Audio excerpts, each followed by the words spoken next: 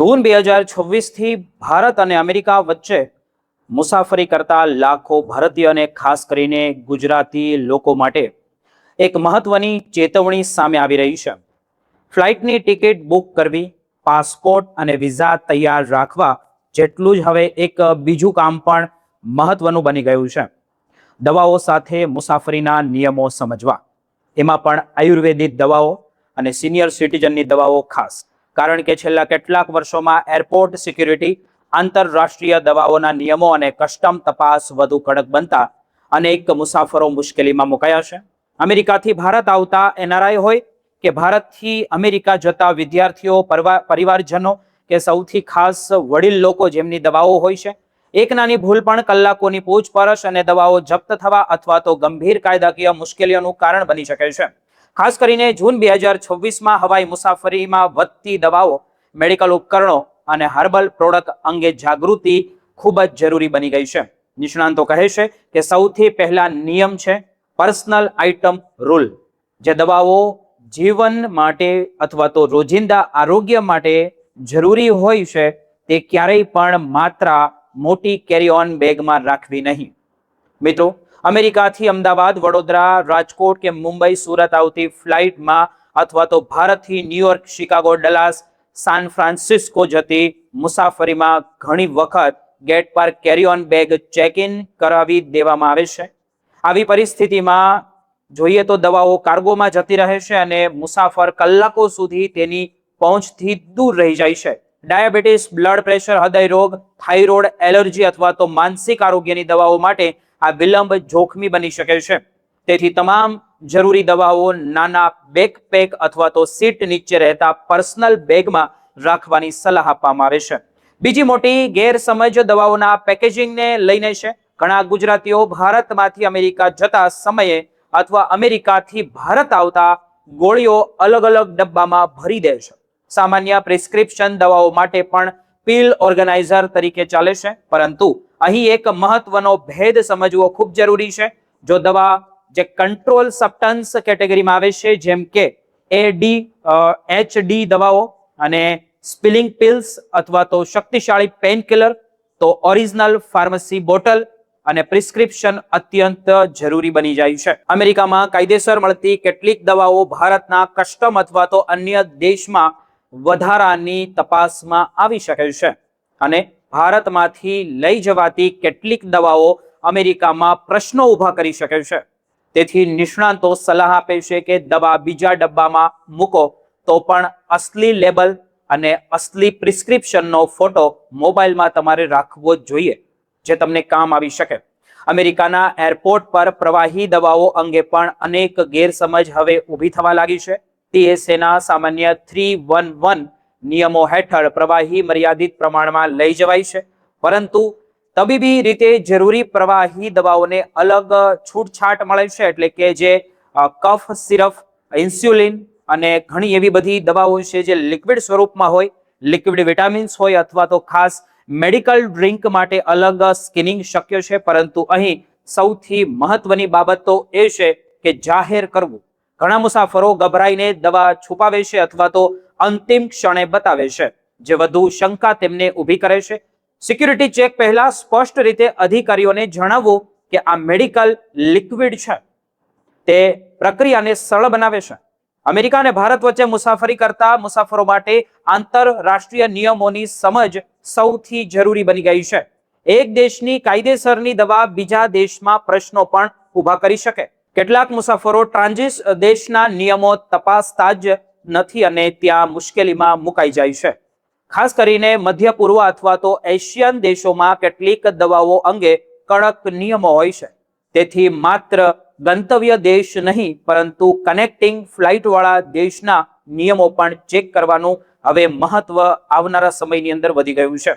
ઘણા દૂતાવાસો દવાઓની યાદી ઈમેલ દ્વારા વેરીફાઈ કરવાની સુવિધા પણ આપે છે। એક બીજો સૌથી મહત્વનો મુદ્દો છે, દરેક એનઆરઆઈને યાદ રાખવો જોઈએ કે ડોક્ટરનો પત્ર કાયદા મુજબ હંમેશા ફરજિયાત ન હોવા છતાં ખાસ કરીને અમેરિકામાં રહેતા ભારતીય અને ગુજરાતી માટે આ પત્ર મુસાફરીનો સેફટી પાસ બની શકે છે।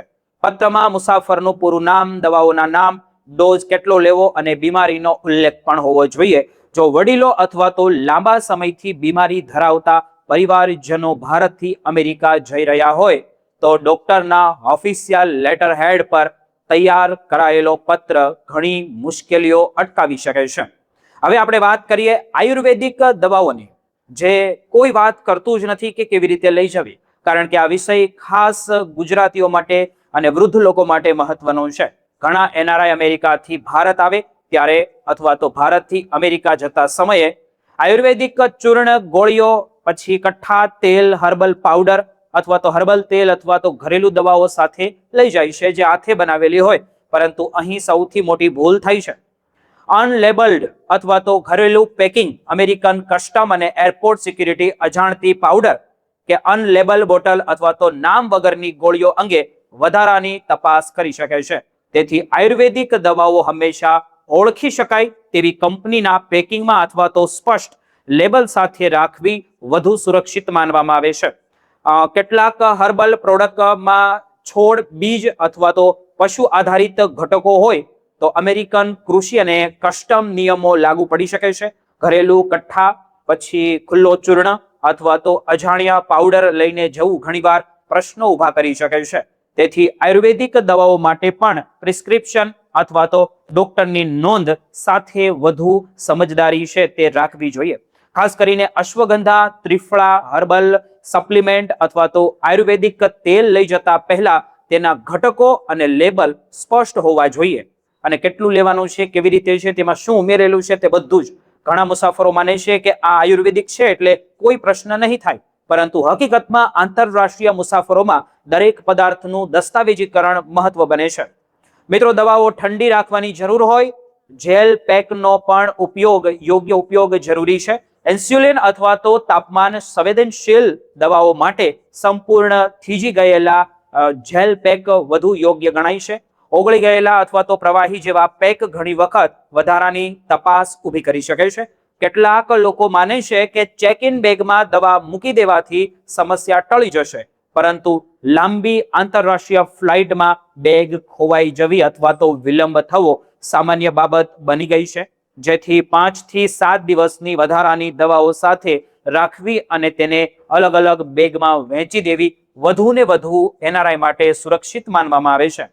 મેડિકલ ડિવાઇસ પહેરતા મુસાફરો માટે પણ ખાસ સાવચેતી જરૂરી છે. ઇન્સ્યુલિન પંપ, ગ્લુકોઝ મોનિટર અથવા તો પેસમેકર હોય તો અલાર્મ વાગે તેની રાહ જોવી નહીં, પરંતુ સિક્યુરિટી જે પીડીએમ હોય તેના પર અગાઉથી જ અધિકારીને જાણ કરવી જોઈએ. આથી વૈકલ્પિક સ્કેનિંગ સરળ બને તેની માટે ને આપણી માટે પણ, અને ગભરામણ જે આપણામાં થતી હોય તે ટળી જાય. એક વધુ ચર્ચિત મુદ્દો છે કેનાબીઝ અને મેડિકલ મરિયાના.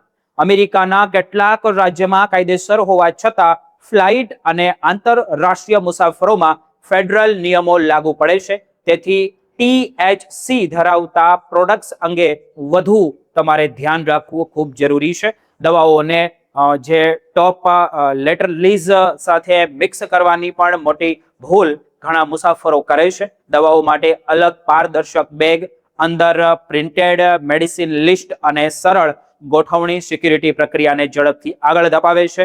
અને આખરે સૌથી મહત્વનો નિયમ સમય છે.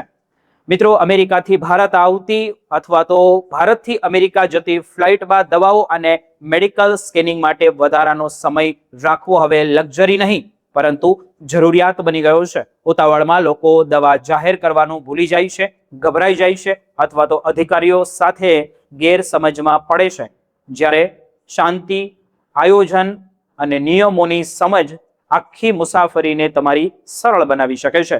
તેથી 2026માં આવનારા સમયની અંદર જો તમે ભારત અને અમેરિકા વચ્ચે મુસાફરીનું આયોજન કરી રહ્યા છો તો માત્ર પાસપોર્ટ અને બોર્ડિંગ પાસ નહીં, પરંતુ તમારી દવાઓ, આયુર્વેદિક પ્રોડક્ટ્સ અને મેડિકલ દસ્તાવેજો પણ એટલી જ કાળજીપૂર્વક તૈયાર રાખો, કારણ કે સુરક્ષિત મુસાફરીનું સાચું રહસ્ય તમારી તૈયારીની અંદર જ છુપાયેલું હોય છે.